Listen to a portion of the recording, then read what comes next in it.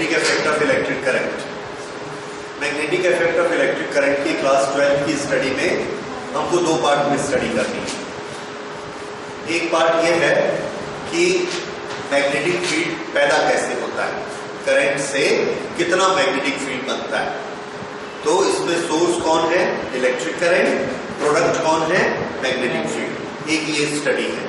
दूसरी स्टडी है कि एक जगह ऑलरेडी मैग्नेटिक फील्ड एग्जिस्ट कर रहा है, जिसने भी बनाया एग्जिस्ट कर रहा है, उसमें एक चार्ज पार्टिकल मूव करता है, भले अकेला मूव करता हो, भले इलेक्ट्रिक करंट के फॉर्म में मूव करता हो, लेकिन चार्ज मूव करता है तो उस पर फोर्स लगता है।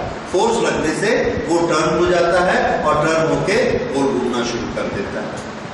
ये दोनों चीजें अलग अलग आपको समझ में आनी चाहिए। दूसरी बात मैंने क्या बताई आपको, फोर्स वाली, कि ऑलरेडी क्या एग्जिस्ट करता है, मैग्नेटिक फील्ड। चार्ज को हम क्या देते हैं, वेलोसिटी, और उसके कारण इस चार्ज पर क्या लगता है, फोर्स। अभी तक हमने ये पढ़ा कि चार्ज पर फोर्स लगेगा और फोर्स के कारण ये चार्ज या कंडक्टर ऐसा ऊपर उठना शुरू करेगा और गोल घूम के चला जाएगा। ठीक है। और इस प्रॉपर्टी के कारण हमने कौन सी डिवाइस पढ़ी, कौन सी मशीन पढ़ी, साइक्लोट्रॉन। ठीक।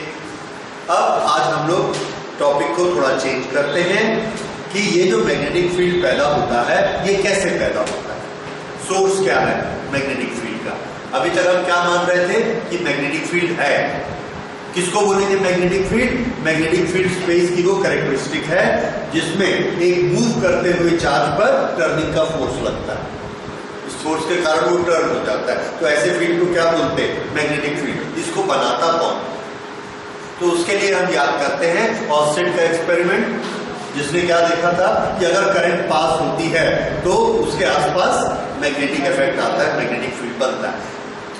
तो ये हुआ कि electric current is the source of magnetic field. फिर से याद रखिए, electric current is the source of magnetic field. Electric current होता क्या है? तो आंसर है electric current is motion of charge.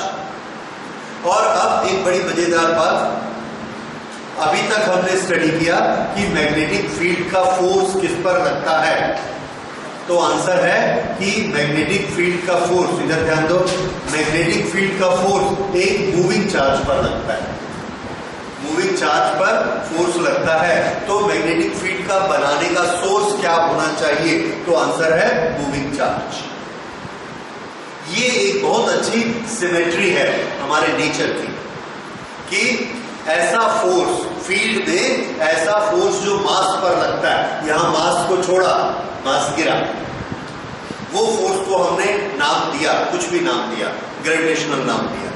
उसका सोर्स क्या है? एक दूसरा मास। ठीक है। फिर से एक इलेक्ट्रिक चार्ज को रखा, ये इलेक्ट्रिक चार्ज पर यहां फोर्स लगा और ये ऐसा चला गया या ऐसा चला गया, तो ये जो फील्ड बना है, जो इलेक्ट्रिक चार्ज पर फोर्स लगाता है, उसका सोर्स कौन है? दूसरा इलेक्ट्रिक चार्ज। फिर तीसरी बात, एक मूविंग चार्ज है हमारे पास, चार्ज को मूव किया, देखा किसी ने फोर्स लगाया, ये मुड़ गया। जरूर फोर्स लगाने वाला भी कौन होगा? Moving charge. ये हमारे नेचर की सिमेट्री है। खड़ा चार्ज मूविंग चार्ज पर फोर्स लगाकर उसको मोड़ नहीं सकता। इसी तरह से ग्रेविटेशन का मास चार्ज पर फोर्स नहीं लगाता। ठीक है। ये हमारे नेचर का नियम है। ठीक। तो ये जो मूविंग चार्ज है, जो मैग्नेटिक फील्ड बनाता है, जिसके कारण फोर्स लगेगा, तो मूविंग चार्ज मैग्नेटिक फील्ड बनाएगा। इसके क्या नियम? मूविंग चार्ज का ही दूसरा नाम क्या है? करंट। तो जब किसी कंडक्टर पे करंट फ्लो होती है, वो अपने चारों तरफ मैग्नेटिक फील्ड बनाता है। This is basic principle. अब ये जो बनाता है, ये कितना होगा, किस डायरेक्शन में होगा, किस किस चीजों पर डिपेंड करेगा, इसके लिए सबसे पहले जो लॉ हमको बताया गया, दैट वाज बियो-सावर्ट्स लॉ। तो यहां से आज हम स्टार्ट करेंगे।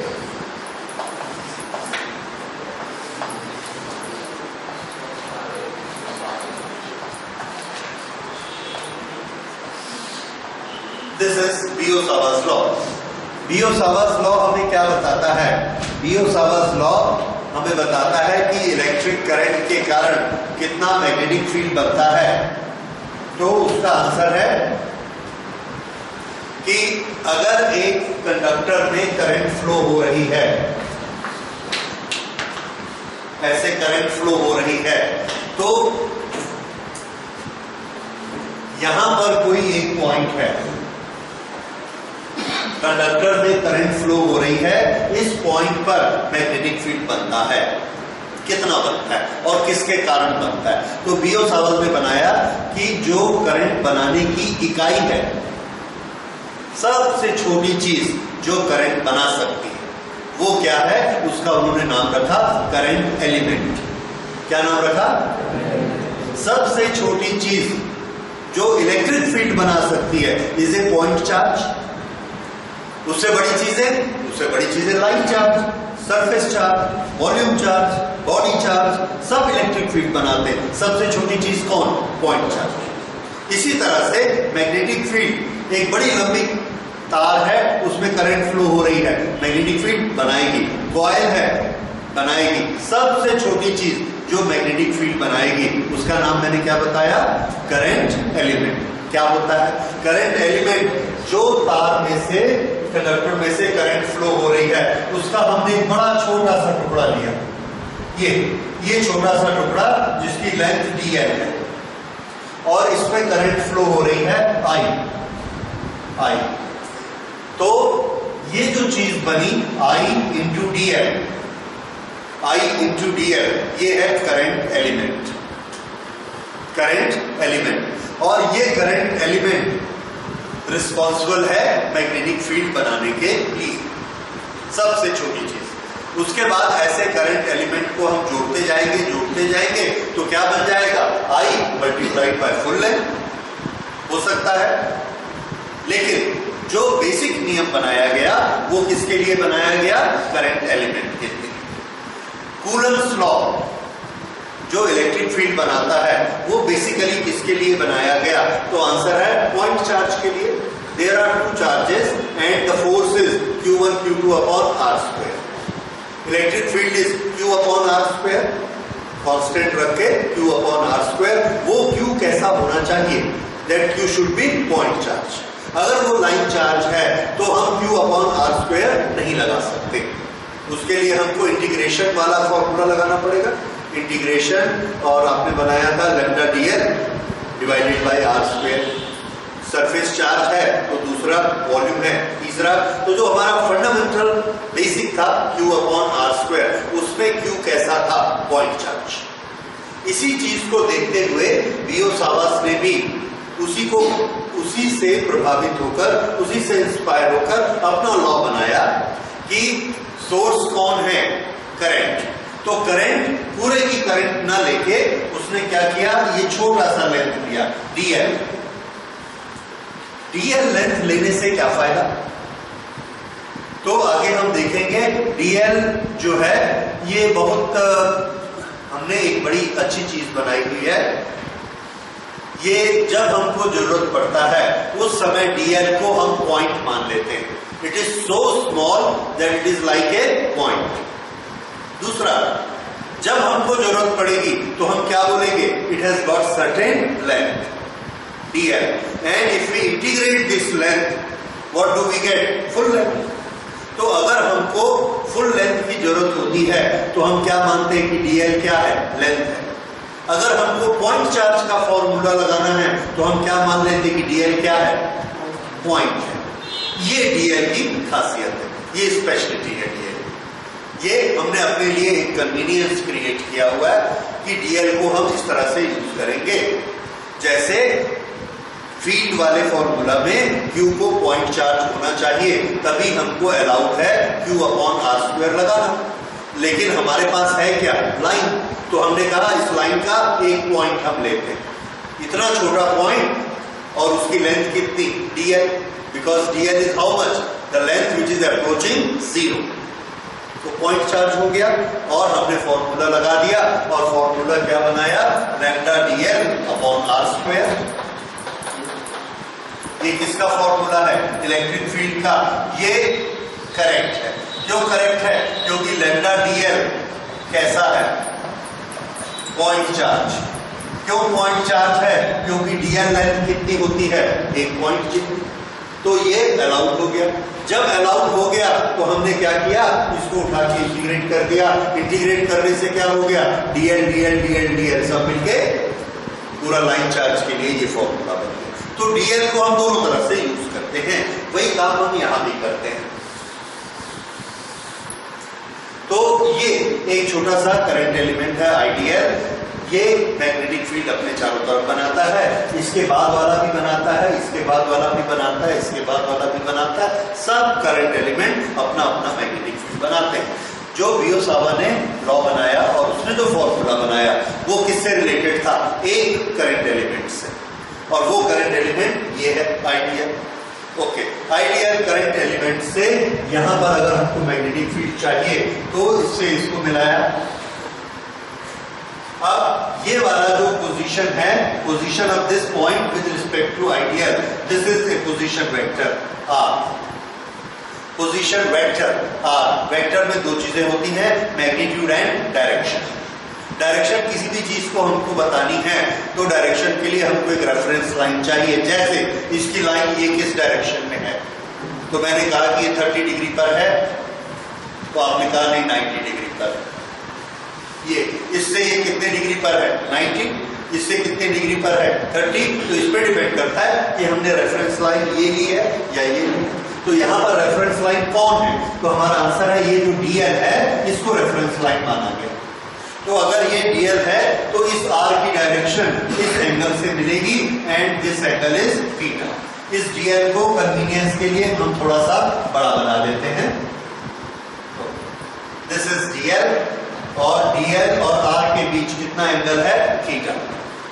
राइट। यहां पर मैग्नेटिक फील्ड बनता है, this magnetic field due to a small element, therefore we say that this is a small magnetic field D. So dl is the small length, dB is the small magnetic field created here, and the current flowing is I. The angle between R and dl is theta. So how much is this dB related to all this? तो magnetic field depend करता है current पे। हमने यहाँ चीजों को relate करके देखा, बढ़ाकर कम करके देखा, and what do we find? That magnetic field becomes stronger and stronger if electric current is stronger. So dB is proportionate to I. Further, dB is proportionate to dl. जितनी ये लेंथ बड़ी होगी उसके प्रोपोर्शनेट होगा। दोनों मिला के क्या हो गए? dB is proportionate to IDL. यानी IDL जितना ज्यादा स्ट्रॉन्ग होगा, भले I के कारण स्ट्रॉन्ग हो जाए, भले DL के कारण स्ट्रॉन्ग हो जाए, जितना ज्यादा IDL स्ट्रॉन्ग होगा उतना dB स्ट्रॉन्ग होगा। Okay, then dB is inversely proportionate to R square. जितना ये R दूर होता जाएगा उसके स्क्वायर के फॉर्म में dB कम होता जाता है। So it follows square law. Okay, then ये इनवर्स स्क्वायर लॉ को फॉलो करता है। उसके बाद एक इंपॉर्टेंट चीज हमने ये देखी कि यहां पर ये एलिमेंट है, ये इसकी डायरेक्शन, ये मैं यहां बड़ा बनाता हूं, ये अगर 90 डिग्री में ये पोजीशन है, 90 डिग्री, ये 60 डिग्री है तो 60 डिग्री में ये पोजीशन है, 30 डिग्री में ये पोजीशन है, 45 में ये पोजीशन है। तो ये पार्ट, ये जो R है, दिस इज सपोज 10, 10, 10। तीनों केसेस में इसमें करंट फ्लो हो रही है I, इसकी लेंथ है dl, डिस्टेंस है इस पॉइंट का, इस पॉइंट का, इस पॉइंट का, तीनों का डिस्टेंस कितना है? 10। तो I, dl और R पॉइंट, ये वाले जो पॉइंट हैं P, Q, S, तीनों पॉइंट के लिए ये सब कुछ बराबर है। लेकिन क्या देखा हमने? मैग्नेटिक फील्ड बराबर नहीं है। जबकि आई भी तीनों का सेम है, dl भी सेम है, r² भी सेम है, तब भी तीनों में dv सेम नहीं आता। तो हमने देखा किस चीज का अंतर है, तो हमने देखा कि इसका अंतर है। ये वाली पोजीशन कितना एंगल बनाती है 90, ये वाली पोजीशन कितना एंगल बनाती है 60, ये पोजीशन कितना एंगल बनाती है 30। इस तरह से देखते चले गए और यहां पर जब ये s पहुंचता है तो हम देखते हैं कि यहां पर dv क्या हो गया 0, 0 एंगल में 0, 90 एंगल में फुल। ये कौन सा ट्रिग्नोमेट्रिक रेशियो है? तो आंसर है sin theta, sin 0 0 sin 90 full. तो एक चीज हमको समझ में आई कि यहां जो मैग्नेटिक फील्ड बन रहा है ये मैग्नेटिक फील्ड sin थीटा से भी अफेक्टेड होता है। ठीक है, तो इसके ये dl के परपेंडिकुलर अगर लेते हैं, यहां मैग्नेटिक फील्ड स्ट्रॉन्ग है, ये और वीक हो गया, ये और वीक हो गया। जितना ऐसा टेढ़ा करते चले जाएंगे उतना ये मैग्नेटिक फील्ड वीक होता चला जाएगा। ये dl की डायरेक्शन और r की डायरेक्शन, ये एक नई चीज थी जो कूलम्ब्स लॉ में नहीं थी। Okay, so this is dv proportionate to sin theta. And what is theta? Theta is angle between dl and r. ये वेक्टर dl means dl की डायरेक्शन और पोजीशन वेक्टर r की डायरेक्शन के बीच में ये एंगल है। ओके, सो अब हमने इन सबको कंबाइन कर दिया। कंबाइन करने से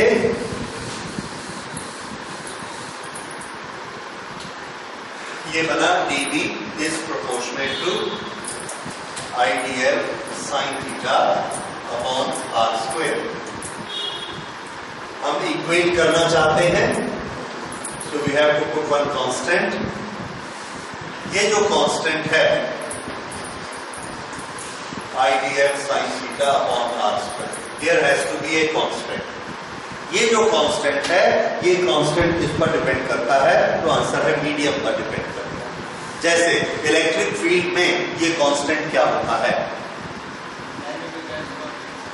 1/4πε0, और ε0 क्या है? Permittivity of the medium. फिर से ग्रेविटेशनल में ये कांस्टेंट क्या होता है? Capital G, that is gravitational constant. थोड़ा सा डिफरेंस होता है, gravitational constant does not depend upon the nature of medium, but electric constant that is 1/4πε0 that depends upon the nature of medium. यहां पर भी मीडियम अपना इंपॉर्टेंट रोल प्ले करता है, and this constant is depending upon the nature of medium.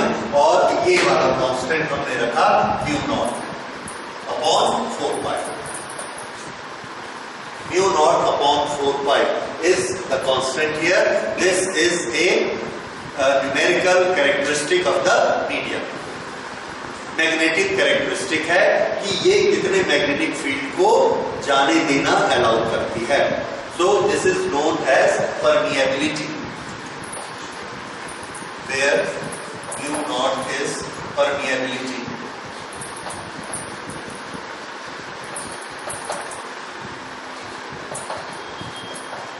Of free space.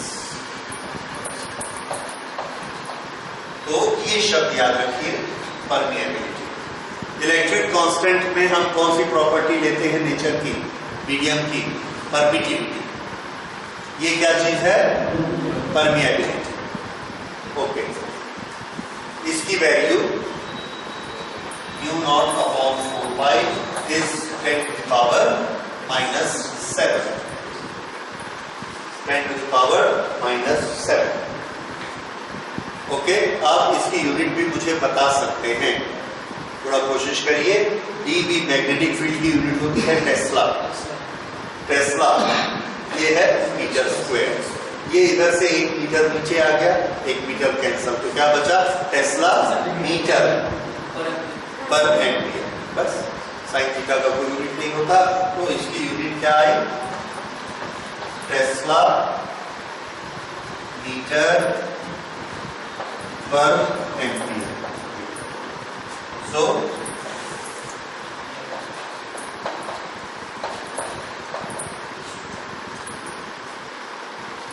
ये क्या है? This constant mu naught upon 4 पाई। तो आप देख रहे हैं कि अगर इतना मैग्नेटिक फील्ड बनता है तो ये जो मीडियम है, ये मीडियम उस मैग्नेटिक फील्ड को काट के छोटा कर देता है, यहां पहुंचने नहीं देता। कितना पहुंचने देता है? इतना 1/10⁻⁷, यानी 10 लाख गुना कम कर देता है, तब ये पॉइंट पर पहुंचता है। मीडियम में आते ही वो 10 लाख गुना कम हो जाता है। That is the constant mu naught upon 4 पाई। ठीक है, तो ये बियोट-सावर्ट्स लॉ बना। इस बियोट-सावर्ट्स लॉ में हम किसकी कैलकुलेशन कर रहे हैं? तो आंसर है डीबी की कैलकुलेशन कर रहे हैं। And what is dB? Magnetic field. ये मैग्नेटिक फील्ड किसने क्रिएट किया है? आई ने। आई किसमें फ्लो हो रहा है? करंट एलिमेंट में। करंट एलिमेंट कौन है? आईडीएल। तो डीएल के साथ आर का एंगल कितना है? Theta. What is R? Distance of the point from current element. Mu naught upon 4 pi क्या है? This is constant for the medium and what is its name? Mu naught is permeability. अगर कोई medium है तो उसकी permeability mu होगी, medium. Free space है तो म्यू नॉट होगी। अगर इन दोनों को रिलेट करेंगे तो हमको क्या मिलेगा? हम लोग जानते हैं mu R, which is mu absolute divided by mu naught. ये क्या है? Relative permeability, relative permeability of medium. और ये हमने कैसा बना दिया? जैसे के बनाया हुआ था, ई आर बनाया हुआ था, that is relative of the two, mu upon mu naught. इसको म्यू आर लिखा। तो इसी फॉर्मूला को कूलम्स लॉ जैसे हम कैसे लिख सकते हैं? dB is equal to, that will be mu R mu naught upon 4 pi और उसके बाद I D L sine theta upon are square. ये म्यू आर और आ जाएगा अगर हम मीडियम को चेंज करते हैं। फ्री स्पेस है तो म्यू नॉट अपॉन 4 पाई, और अगर मीडियम कोई दूसरा आ गया तो म्यू आर और आ जाएगा। ठीक है, क्योंकि आप देखिए म्यू किसके बराबर है? ये दोनों को मल्टीप्लाई हो जाएगा, mu R into mu naught. तो म्यू की जगह हमने क्या लिखना है? Mu R into mu naught. This is what? Relative permeability for free space. For free space, mu r is equal to 1. Therefore, dB is equal to this, mu naught upon 4 pi IDL sin theta upon r square. अच्छा, अब dB magnetic field. Magnetic field is a vector quantity. If it is a vector quantity, then it must give direction also. तो dB की direction किधर होगी? Number 1। Number 2, how do we write it in the vectorial form? Vector form में इसको कैसे लिखा जाएगा? तो देखिए, इसको वेक्टर फॉर्म में लिखते हैं।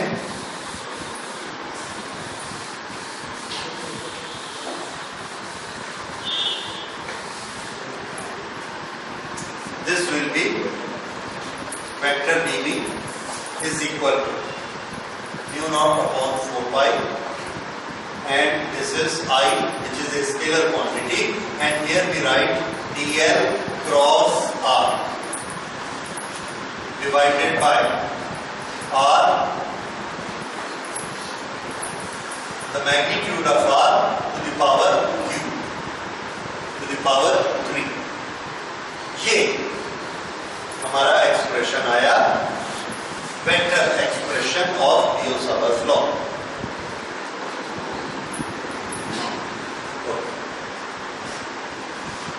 हम सब ने वेक्टर का डॉट प्रोडक्ट, क्रॉस प्रोडक्ट पढ़ा। आप बताइए, वेक्टर ए क्रॉस बी किसके बराबर होता है? A B sine theta. ठीक है, तो डीएल क्रॉस आर किसके बराबर होगा? dl r sin theta, dl r sin theta.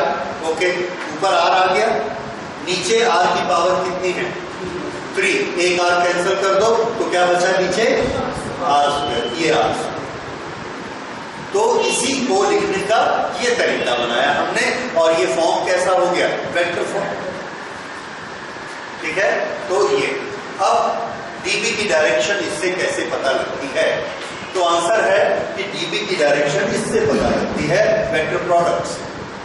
Vector product के लिए हमारे पास रूल है 90-90-90 वाले, उसी से हम इसको पता लगाते हैं that dB will be at right angle to the plane containing dl and r। dl इधर है, r इधर है, ये दोनों मिलाकर किस प्लेन में है, आंसर है ये दोनों ग्रीन बोर्ड के प्लेन में, इसी प्लेन में खींचा हुआ ना। तो dB की डायरेक्शन कैसी होगी, परपेंडिकुलर टू दिस प्लेन। यानी यहां पर जो मैग्नेटिक फील्ड हमको मिलने वाला है वो मैग्नेटिक फील्ड की डायरेक्शन ऐसी होगी, ये दिस में भी आउटसाइड, दिस में भी इनसाइड, पर प्लेन के साथ एंगल कितना बनेगा 90। ये इसकी डायरेक्शन होती है। तो मैग्नेटिक फील्ड वाले चैप्टर में मैंने शुरू में ही आपको बताया था आपको तीनों डायरेक्शन में काम करना है और समझ में आना चाहिए। ओके, तो फिर से dB की डायरेक्शन कैसी होगी, perpendicular to the plane containing dl and r। Note करिए, the dB has direction,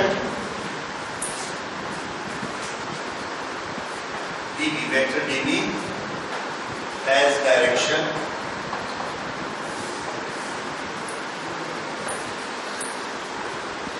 normal to plane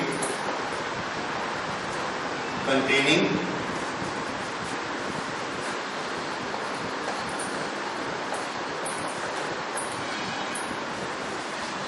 dl and r।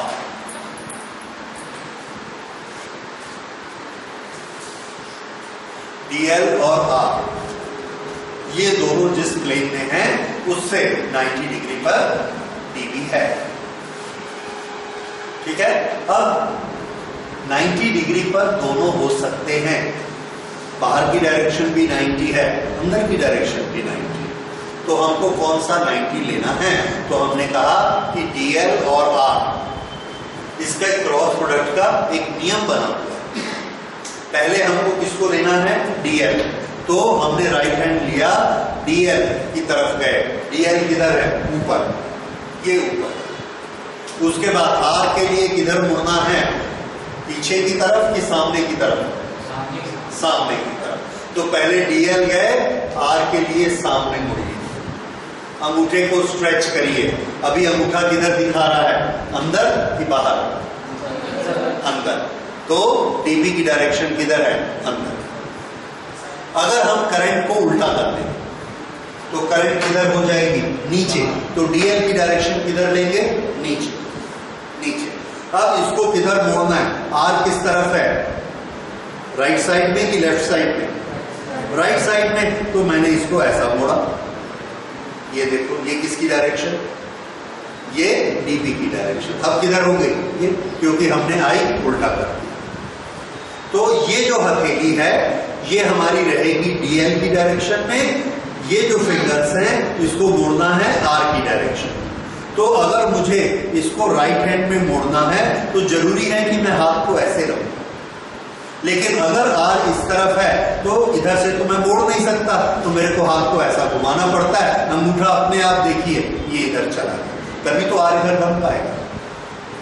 समझ आया? तो ऑटोमेटिकली हमारा हाथ घूमेगा तो अंगूठा साथ में घूमेगा।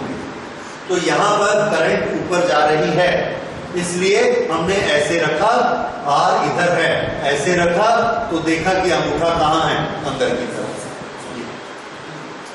ये है dl क्रॉस r वेक्टर में डायरेक्शन निकालने का तरीका।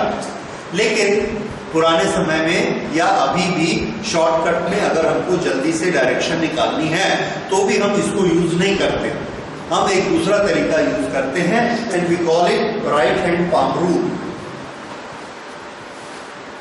For direction.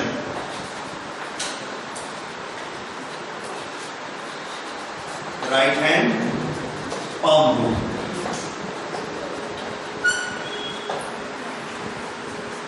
ये हमारा राइट हैंड है, ये उसका पाम है। देखिए राइट हैंड पाम रूल को कैसे अप्लाई करना। राइट हैंड का पाम इसको इस डायग्राम पर रखिए, इस तरह से रखिए कि ये जो हमारा अंगूठा है ये DL के साथ सेट हो in the direction of current, in the direction of current. इसका ये मतलब है कि अगर ये ऊपर जा रहा है तो अंगूठा किधर रखना, ऊपर। अगर करंट नीचे जा रही है तो अंगूठा किधर रखना है, नीचे। तो यहां पर ऊपर जा रहा है तो हमने इसको रखा ऊपर। उसके बाद इसको ऊपर रखते हुए हम इस पाम को ऐसा भी रख सकते हैं, ऐसा भी रख सकते हैं, ऐसा भी रख सकते हैं। ये ऊपर ही है, किधर रखेंगे? तो आंसर है जिधर R है उधर रखेंगे। तो R इस तरफ है ऐसे, तो ये रहा DL और ये रहा R। हाथ हमारा सेट हो गया। अब ये हमारी जो हथेली है इसमें कहीं ना कहीं ये पॉइंट आ जाएगा। मान लेते हैं यहां पर पॉइंट आ गया IDL, सॉरी ये IDL R। अब उसके बाद B किधर होगा? तो आंसर है B जो है यहां पर ऐसे होगा, हथेली पे 90 डिग्री बनाते हुए बाहर की तरफ। ये तो ये किसकी डायरेक्शन है? DB की डायरेक्शन। फिर से देखिए, ये है Z, ये है Y, ये है X। फिर से ये X, ये Y और ये Z, क्योंकि तीनों एक दूसरे पे 90-90 हैं, किसी को कुछ भी मानिए। तो हमने क्या पढ़ा हुआ है? I cross J is equal to K, I J K, simple. तो I J K को याद रखने का हमारा तरीका क्या है? हमारी हथेली, उसमें हमको कभी कंफ्यूजन नहीं होता इसको किधर रखना है, I की तरफ, इसको J की तरफ, और सामने से ऐसी मोड़ दीजिए। ये क्या दिखाएगा? K, DB की डायरेक्शन। तो अब ये बहुत आसान हो गया ऐसे, ठीक है। अब मुझे बताइए कि यहां पर करंट इधर जा रही है इस तरफ, तो आइडियल किधर लेंगे? इस तरफ। और हमारा पॉइंट है ये जो करंट जा रही है यहां पर पॉइंट है, तो मैग्नेटिक फील्ड की डायरेक्शन बोलो। नीचे के ऊपर, नीचे बिल्कुल ठीक। ये I, ये R, और ऐसा मोड़ दिया नीचे। अच्छा, फिर से करंट इधर फ्लो हो रही है, ये करंट फ्लो हो रही है, यहां पॉइंट है, तो ये हम ऐसा लेके आए पॉइंट पर, और ये मोड़ा। अब किधर मुड़ा? तो मैग्नेटिक फील्ड किधर? समझ आया? फिर से देखिए, यहां से करंट नीचे जा रही है ऐसे, और यहां पर पॉइंट है, यहां पॉइंट है। अब बताइए, करंट नीचे और ये R, और इसको मोड़ा किधर? अंदर।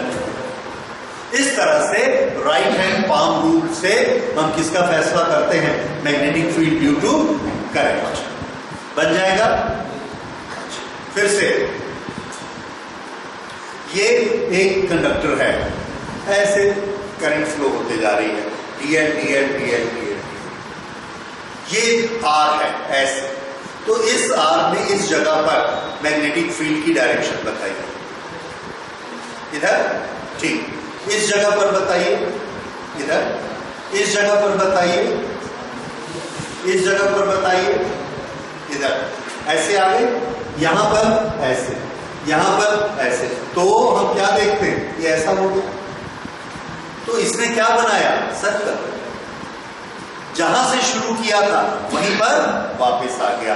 So the magnetic field around a current carry conductor is in the shape of circle. And where is the end of the circle? No end of the circle. तो हमको एक और नियम पता लगा, it is in the shape of a continuous loop. ये बात समझ में आई? ओके, तो ये भी चीज बड़ी इंपॉर्टेंट है, नोट इट डाउन। एक तो ये बन गया वेक्टर लॉ, समझ गए। तीसरा, magnetic field around a conductor, magnetic field around a conductor.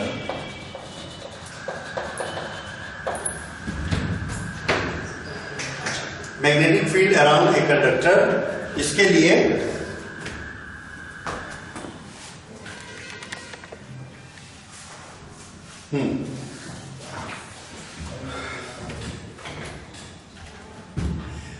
ये एक स्ट्रेट कंडक्टर है।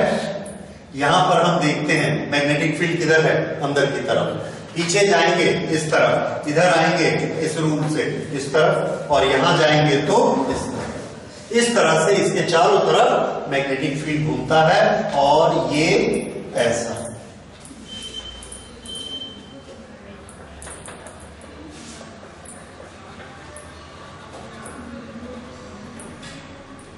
ये बना मैग्नेटिक फील्ड। ठीक है, so this is magnetic field around a conductor. Current ऊपर जा रही है, अगर करंट ऊपर जा रही है तो ये वाला सर्कल, अच्छा देखिए ये सर्कल कहां है, तो नियम बिल्कुल क्लियर है, याद रखिए। अगर कंडक्टर ऐसा है तो सर्कल ऐसा है, ये मतलब ये प्लेन कैसा है, नॉर्मल टू दिस कंडक्टर। अगर इसके चारों तरफ सर्कल है तो इस सर्कल की एक्सिस कहां है, कंडक्टर पे। तो ये जो सर्कल बनता है, इस सर्कल का एक्सिस कौन है, कंडक्टर इटसेल्फ। और इस सर्कल में मैग्नेटिक फील्ड की डायरेक्शन, अगर मैं ऊपर से देखूं तो मैग्नेटिक फील्ड की डायरेक्शन बताइए, क्लॉकवाइज की एंटी क्लॉकवाइज?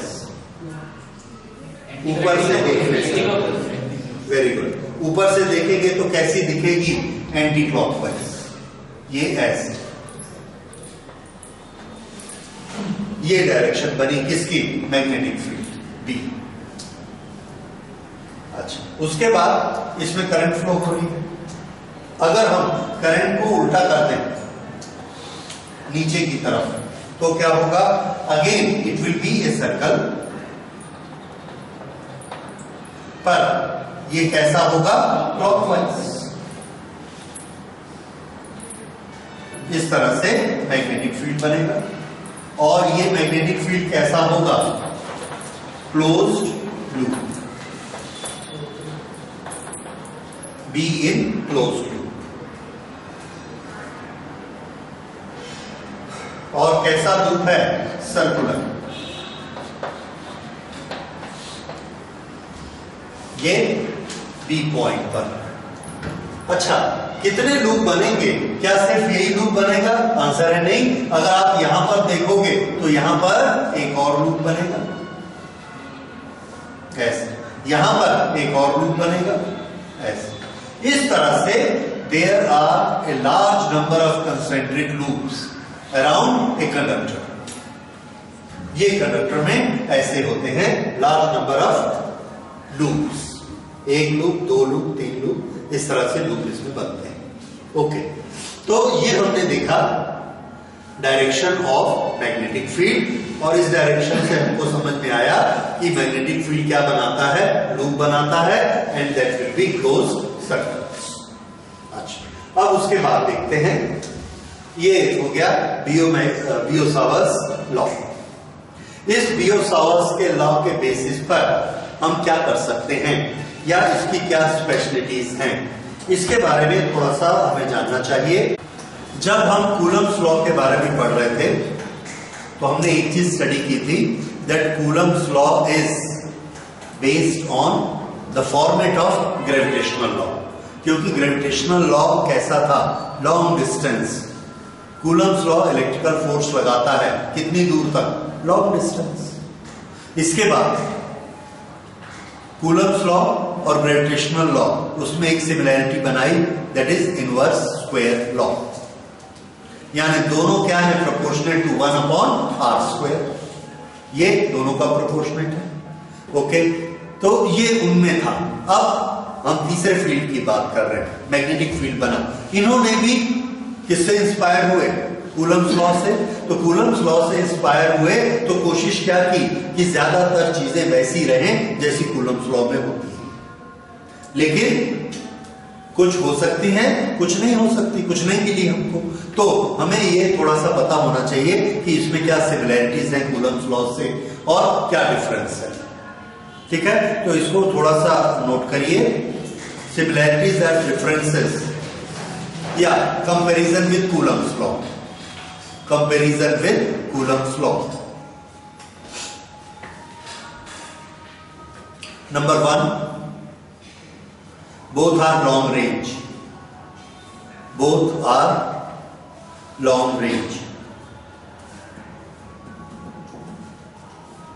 तो कूलम लॉ से और बियोसावा लॉ से, दोनों से हम बहुत दूर तक की कैलकुलेशन कर सकते हैं। Both are long range, both are inverse square laws. इसी में चलने दीजिए, both are inverse square loss.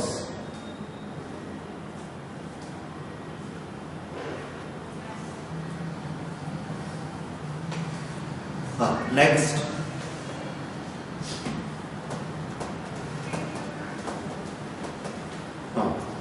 both follow superposition, both follows superposition principle. Superposition क्या है? एक चार्ज ने फील्ड बनाया, दूसरे ने फील्ड बनाया, दोनों फील्ड आपस में ऐड हो जाएंगे। मैग्नेटिक फील्ड में भी यही होता है। अगर एक करंट कैरिंग कंडक्टर ने फील्ड बनाया और दूसरे करंट कैरिंग ने उसी जगह पर और फील्ड बनाया, तो दोनों फील्ड आपस में ऐड किए जा सकते हैं वेक्टर के लॉ से। तो कूलम लॉ भी फॉलो करता है इसको, और ये भी फॉलो करता है, बियोसावा भी फॉलो करता है। अच्छा,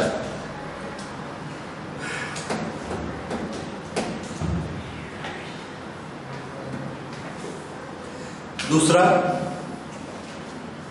इलेक्ट्रोस्टैटिक फील्ड इज, अब हम डिफरेंस में आ रहे हैं। Electrostatic field is produced by a scalar source. Electrostatic field is produced by scalar source Q। ठीक है, होता वो फील्ड है, लेकिन उसका प्रोड्यूसर कौन है? Q, और Q क्या है? Scalar quantity. मैग्नेटिक फील्ड, इसी के नीचे लिखिए, magnetic field is produced by, magnetic field is produced by a vector source, is produced by a vector source IDI.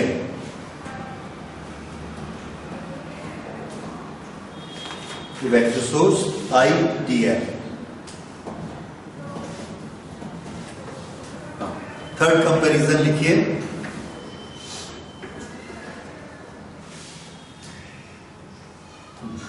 the direction of electrostatic field, the direction of electrostatic field is along displacement vector, is along displacement vector R, while direction of magnetic field is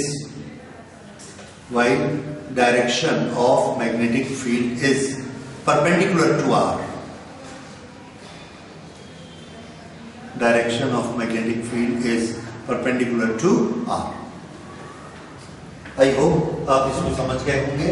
यहां पर अगर charge Q है और इस point पर हमको electric field चाहिए P point पर, तो हम इसको ऐसा मिलाते हैं और इलेक्ट्रिक फील्ड की डायरेक्शन कैसी बनाते हैं? Along the line। ये इलेक्ट्रिक फील्ड ये इस डायरेक्शन में होता है। लेकिन मैग्नेटिक फील्ड में अभी हमने देखा कि अगर यहां पर IDL है, I करंट फ्लो हो रही है DL में, और ये R है, तो इस R के along नहीं होगा। कैसा होगा? Inside, that is at right angle to R। तो magnetic field at right angle to होता है dB, और electric field along the length होता है। तो ये इलेक्ट्रिक फील्ड और मैग्नेटिक फील्ड में ये डिफरेंस होता है with reference to the source. अच्छा, नेक्स्ट लिखिए, there is an angle dependence in बियोसावा's law. There is an angle dependence in बियोसावा's law which is not there in electrostatic. which is not there in electrostatic case.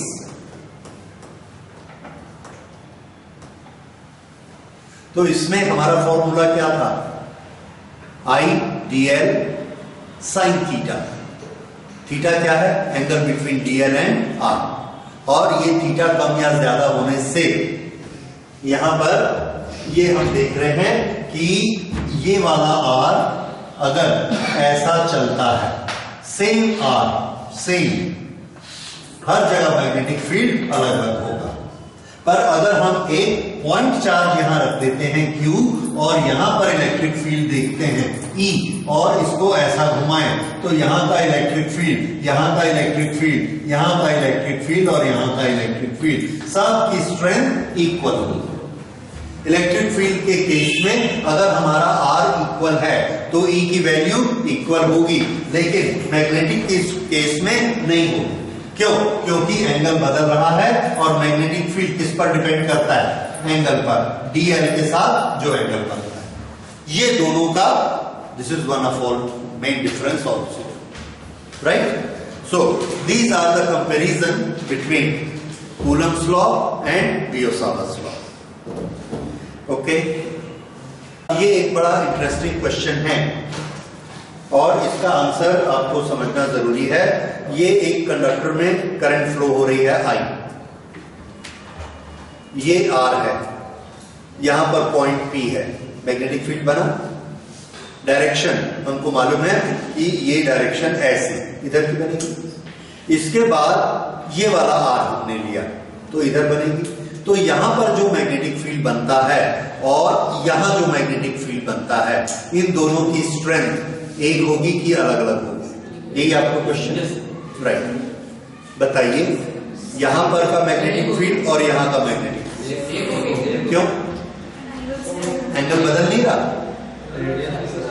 यहां I और R के बीच में कितना angle है? अब कितना है? अब कितना है? तो एंगल नहीं बदलता है, ठीक है?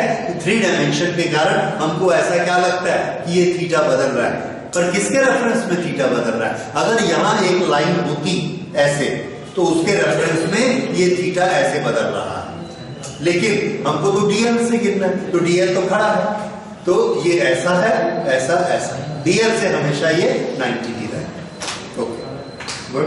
तो मीडियम की प्रॉपर्टी आपने देखी। जब इलेक्ट्रोस्टैटिक फील्ड की बात करते हैं तो मीडियम की प्रॉपर्टी लेते हैं परमिटिविटी, और जब मैग्नेटिक फील्ड की बात करते हैं तो हम उसका नाम लेते हैं परमिएबिलिटी, म्यू नॉट। हमारे मीडियम में ये दोनों प्रॉपर्टी होती हैं कि वो इलेक्ट्रिक फील्ड को कम करता है, मैग्नेटिक फील्ड को भी कम करता है। नेचर का अपना तरीका है, आप जो भी इसको मान लीजिए, सेफ्टी मानिए, सिक्योरिटी मानिए, नेचर का मेथड है। तो ये जो दोनों कांस्टेंट हैं ये आपस में रिलेटेड है। कौन कौन से?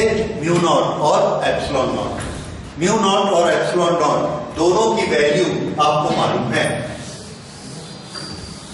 Mu naught upon 4 pi epsilon not, mu naught upon 4 pi, और दूसरा कांस्टेंट क्या था? 4 pi upon epsilon not, Q1 Q2 upon R square. ये हम किसके लिए यूज करते हैं? Electric field. 4 pi upon epsilon not, और इसकी वैल्यू कितनी होती है? 9 × 10⁹ याद आया? इलेक्ट्रोस्टैटिक्स में पढ़ा है? हाँ, अब ठीक हुआ। क्या लिखना बोलिए? राइट, अब ठीक है? हाँ, राइट, मतलब आपको याद है 1/4 पाई एप्सिलॉन नॉट। ये इसकी वैल्यू कितनी होती है? 9 × 10⁹। यहां पर हमने देखा म्यू नॉट अपॉन 4 पाई, और इसकी वैल्यू हमको कितनी मिली? 10⁻⁻7। अब इन दोनों को मल्टीप्लाई कर दीजिए। अगर इन दोनों को मल्टीप्लाई करेंगे तो 1/4 pi epsilon naught into mu naught upon upon no divide कर देते, sorry not multiply, will divide it. हम एक क्वांटिटी लाना चाहते हैं और वो क्वांटिटी है म्यू नॉट एप्सिलॉन नॉट। ये इसको किस तरह से ला सकते हैं, थोड़ा इधर ध्यान दीजिए। म्यू नॉट की वैल्यू कितनी, 4 pi into 10 to the power -7, 4 pi into 10 to the power -7 into epsilon naught की वैल्यू कितनी, 1 upon 4 pi 9 into 10 to the power 9, 1 upon 4 pi 9 into 10 to the power 9। अब यहां 4 पाई कैंसल और ये कितना आ गया, ये ऊपर चला जाएगा 10 टू द पावर -16 और ये 9, तो ये बना 1 upon 9 into 10 to the power, इसको नीचे ले आइए 16, this is equal to 1 upon 3 into 10 to the power 8 square.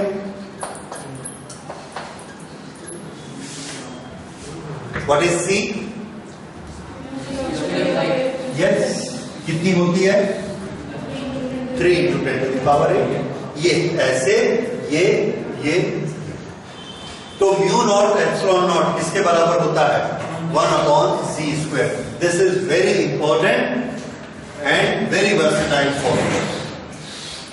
ये लिखिए, याद रखिए, म्यू नॉट और C का आपस में क्या रिलेशन होता है, दिस इज द रिलेशन। इससे अगर हमको म्यू नॉट दिया है, एप्सिलॉन नॉट निकाल सकते हैं, दोनों दिए हैं, C निकाल सकते हैं, but these are related with this. क्यों ये रिलेटेड होते हैं, आगे जाके जब हम इलेक्ट्रोमैग्नेटिक वेव्स पढ़ेंगे उसमें जाके हम देखेंगे कि ये दोनों C के साथ कैसे रिलेटेड होते हैं। मैक्सवेल ने इनका रिलेशन स्टैब्लिश किया। बियोसावा लॉ से जो मैग्नेटिक फील्ड निकालते हैं वो इन प्रिंसिपल वैसा ही है जैसा आप कूलम्ब्स लॉ से इलेक्ट्रिक फील्ड निकालते हैं, लेकिन प्रैक्टिकली हम करंट फ्लो कराने के लिए एक करंट एलिमेंट छोटा सा नहीं ले पाते। हम हमेशा जब भी लेंगे एक कंडक्टर लेंगे और कंडक्टर की पर्टिकुलर लेंथ होगी, या हमारे पास जो भी मशीन है जैसे पंखा, एयर कंडीशनर, पंप, इन सब में कंडक्टर गोल रहते हैं कॉइल के फॉर्म में। उस कॉइल में करंट फ्लो होती है, या बाहर जो तारें लगी हुई हैं वो कैसी हैं, स्ट्रेट वेरी लॉन्ग वायर, उसमें करंट फ्लो होती है। तो हमको मैग्नेटिक फील्ड चाहिए due to straight long conductor, हमको मैग्नेटिक फील्ड चाहिए due to coil and not due to element. Element तो हमारी लाइफ में अकेला एलिमेंट नहीं आता है, कहीं हमेशा किसी ना किसी के साथ कंबाइंड होके आता है, लेकिन लॉ जो बनाया जाता है वो यूनिट के लिए बनाया जाता है। तो बियोसावास लॉ भी किसके लिए बना, करंट एलिमेंट के लिए। फिर हम डेरिवेशन करेंगे कि अगर एलिमेंट से इतना मैग्नेटिक फील्ड बनता है तो पूरी कॉइल से कितना बनेगा। तो वो वाले डेरिवेशन हमको एक दो करने हैं और बहुत आसान डेरिवेशन है। तो देखिए, इसको हम लेते हैं magnetic field at the centre of magnetic field at the center of C. आगे से ये CC आपको बहुत यूज पड़ेगा, अदरवाइज आपको बहुत ज्यादा टाइम वेस्ट करना पड़ेगा। This is current carrying circular coil, right. तो आप लोग चाहे पूरा एक बार लिख लीजिए, आगे के लिए याद रखिए।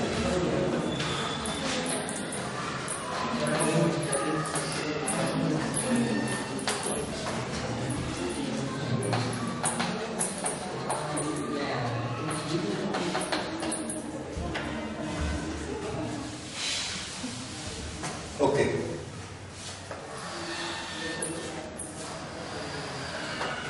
ये एक करंट कैरिंग सर्कुलर कॉइल है, इसमें करंट फ्लो हो रही है इस डायरेक्शन में।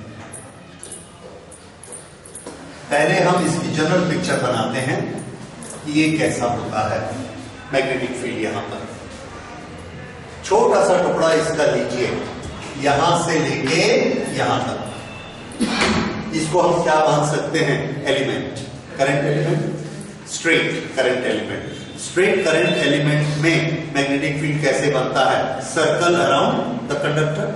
तो यहां पर मैग्नेटिक फील्ड कैसा बनेगा? सर्कल। यहां भी कैसा बनेगा? सर्कल। यहां भी सर्कल, यहां भी सर्कल, और इस तरह से हर जगह पर ये सर्कल बनेगी। थोड़ा सा और दूर जाएंगे यहां पर, तो ऐसा बड़ा सर्कल बनेगा।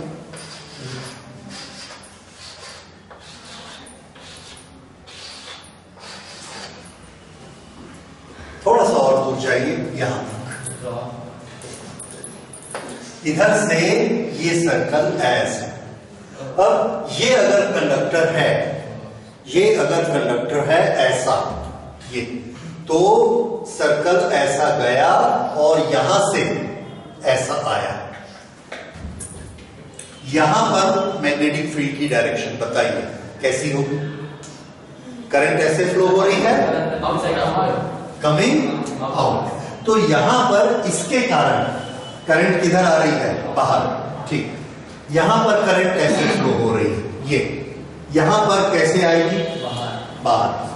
यहां पर आ जाइए, करंट ऐसे फ्लो हो रही है नीचे।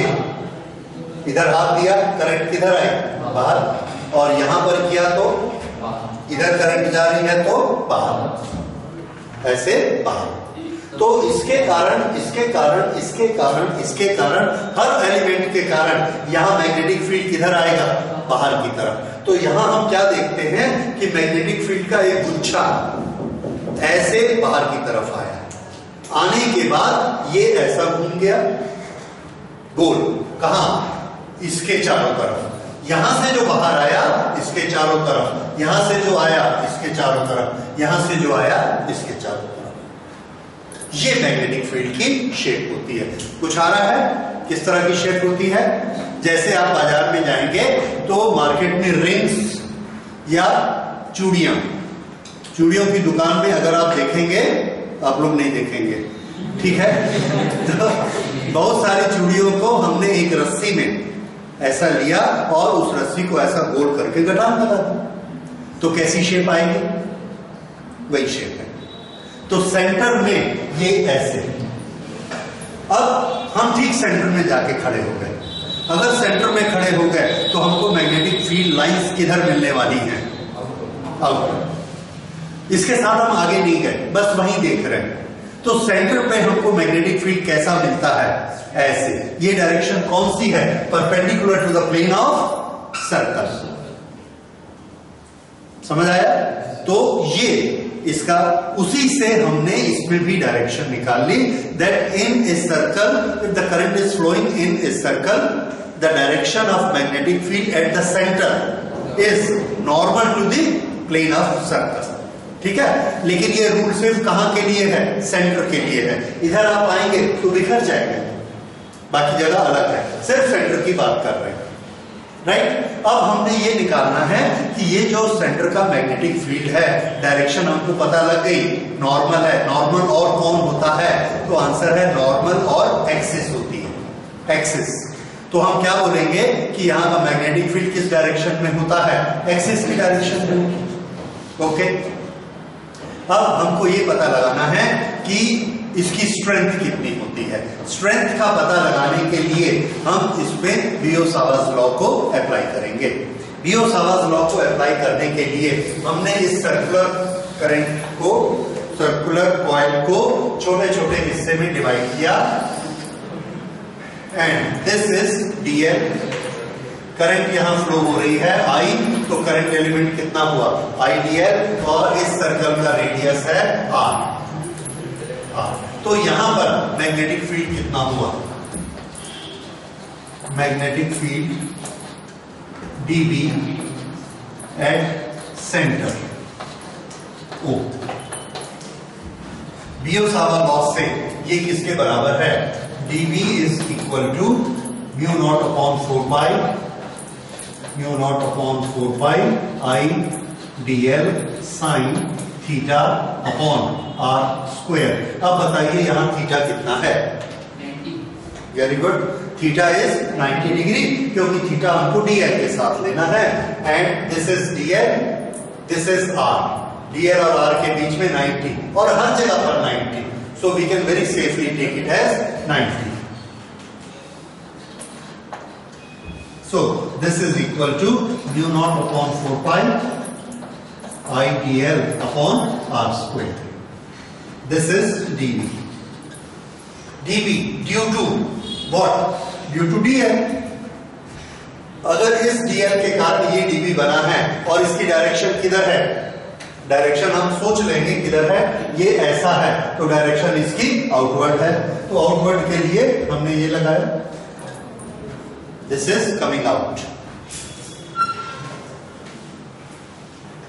अच्छा, हर जगह पर आउटवर्ड ही आएगा, इसलिए टोटल बी कितना होगा,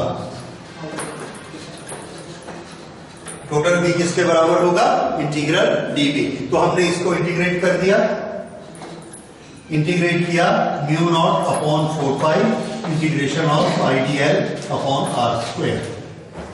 इसको भी देखिए, mu naught upon 4 pi constant है, I is same at every point, so that will also come out. R is same for every dl, her dl के लिए R same है, so this will also come out as it is R square. तो integration सिर्फ किसका होगा, dl. ये dl dl dl dl dl dl dl dl dl यहां तक सबको ऐड कर दिया, कितना हो गया, 2 पाई r. so इंटीग्रल dl की जगह क्या लिखेंगे, 2 पाई r. उसके बाद कैंसिलेशन कर दीजिए, 2 2 4, पाई पाई कैंसल, एक r cancel. So this is mu naught i upon 2r. This is value of b at centre. और डायरेक्शन हमने पहले नोट कर ली.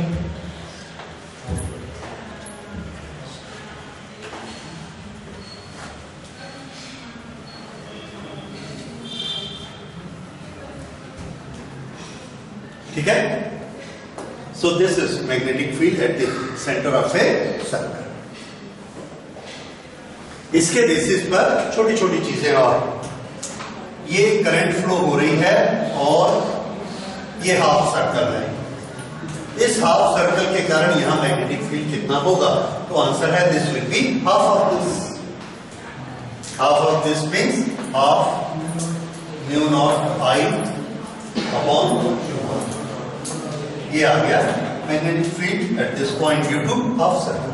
अच्छा, अगर हमने ऐसा बनाया, ये this is 1/4 of a circle, तो इसके कारण मैग्नेटिक फील्ड कितना होगा, 1/4 of mu naught I upon 2r. ठीक है. फिर से अगर यहां पर करंट फ्लो हो रही है, ये एक सर्कुलर आर्क है, the current following is I and with the radius, here is the center O and this makes angle theta. तो यहां पर मैग्नेटिक फील्ड कितना होगा, वेरी गुड. पूरे सर्कल का हमने बनाया, पूरे सर्कल का कितना आया, mu naught I upon 2r. इसके 360 पार्ट कर दीजिए, और 360 में से हम कितने लेंगे, थीटा, थीटा अपॉन 360. ओके, सामने लिखने के बजाय पीछे लिख देते हैं, इंटू थीटा अपॉन 360. ये आ गया बी. ये किसके लिए है, फॉर आर्क ऑफ करंट. तो अगर करंट एक आर्क के फॉर्म में है, तो मैग्नेटिक फील्ड कितना होगा, mu naught I upon 2r into theta upon 360. Correct. तो ये हमारे न्यूमेरिकल में आएगा. ये मैग्नेटिक फील्ड निकालने का एक तरीका था. मैग्नेटिक फील्ड निकालने के दूसरे तरीके भी हैं. फिलहाल मैग्नेटिक फील्ड निकालने का एक और तरीका बाय यूजिंग एम्पियर्स लॉ, वो अब हम लोग अगली क्लास में स्टडी करेंगे. ये हमने देखा कि करंट फ्लो हो रही है सर्कल में, यहां मैग्नेटिक फील्ड किधर आ रहा है, बाहर की तरफ, तो हमने इसकी डायरेक्शन का एक नियम बनाया, और ये बहुत इंटरेस्टिंग नियम है. इसको देखिए, ये हाथ है, इन उंगलियों को आपको कर्ल देना है। कर्ल दिया। अब हमारे पास दो डायरेक्शन है, ये सर्कुलर डायरेक्शन है और ये इसकी एक्सिस की डायरेक्शन है। अगर इस डायरेक्शन में करंट फ्लो होती है तो ये डायरेक्शन किसकी होगी? मैग्नेटिक फील्ड की। यही हमने देखा, अगर इसमें करंट फ्लो होती है तो ये डायरेक्शन किसकी है? मैग्नेटिक फील्ड की। ठीक इसके पीछे हमने क्या देखा था कि अगर इसमें डायरेक्शन में करंट फ्लो होती है तो ये डायरेक्शन किसकी है? मैग्नेटिक फील्ड की। तो ये जोड़ी याद रखिए। अगर ये करंट बनेगा तो ये कौन है? Magnetic field. अगर ये करंट है तो ये कौन है? Magnetic field. ठीक है, तो इसलिए तुरंत के तुरंत आप मैग्नेटिक फील्ड की डायरेक्शन इससे निकाल सकते हैं। This is which hand? Right hand. क्या बनाया? Curve. So this is right hand curve rule.